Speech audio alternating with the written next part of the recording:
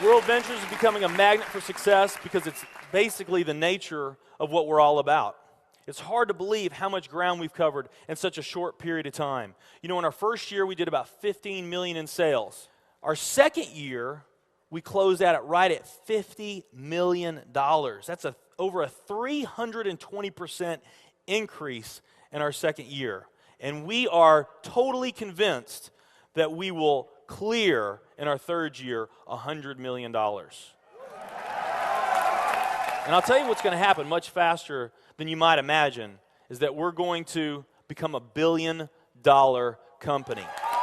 And some of you, especially the people newer to our company, you might find that hard to believe, or you think, you know, it's pretty outrageous goal. If you've really taken the time and you've studied companies that have achieved that level of success, what you found is that it's rare that a company that invents a brand new product or introduces into a brand new product segment has that type of success. What's more common, where you see these companies that achieve this mega success, it's companies that enter an industry that's already very, very large, also very competitive. They do something just a little bit different, and they carve out a small little piece of a really big pie, and with that small little piece, they become over $1 billion a year company.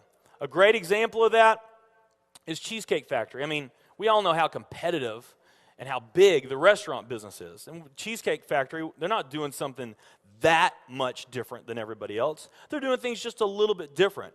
But they are a super success in business today. One of my favorite examples is Starbucks. I mean, how long has the coffee industry been around, and how big is the coffee industry? Okay, I mean, how many companies sell coffee? Starbucks, doing it just a little bit different. They carved out their piece, and now they're a multi-billion-dollar company.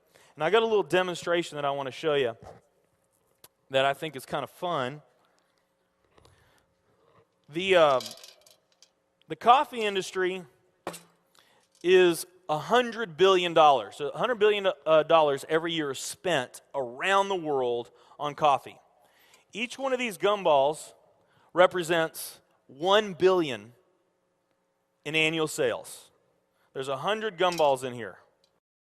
This is the coffee industry. So Starbucks, if they want to, let's say they're brand new and they're starting out, and they've got this goal to become a billion-dollar company, they need to carve out 1% of that pie.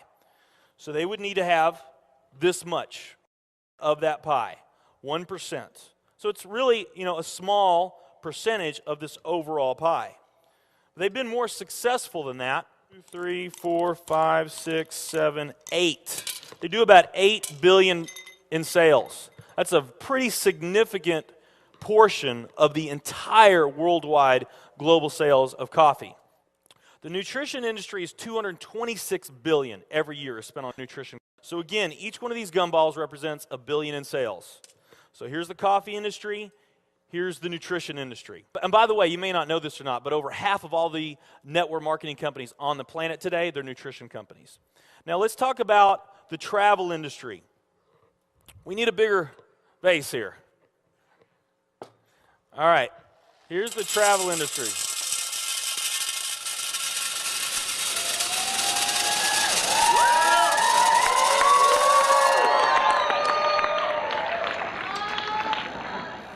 It's pretty impressive, right? Well, it doesn't stop there.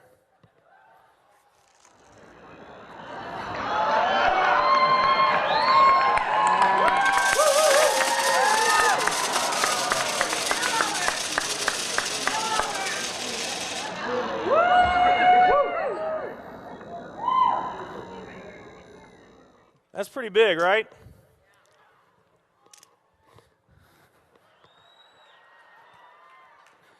There's more.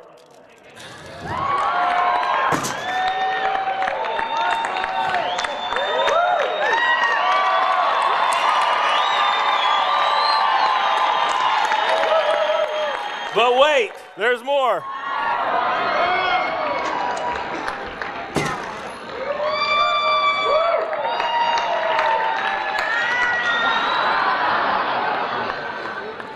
And one more.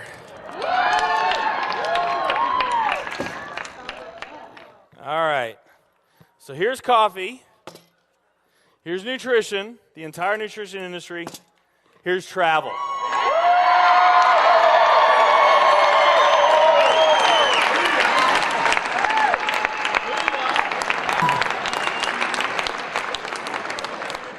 Travel industry is $7 trillion every year spent on travel.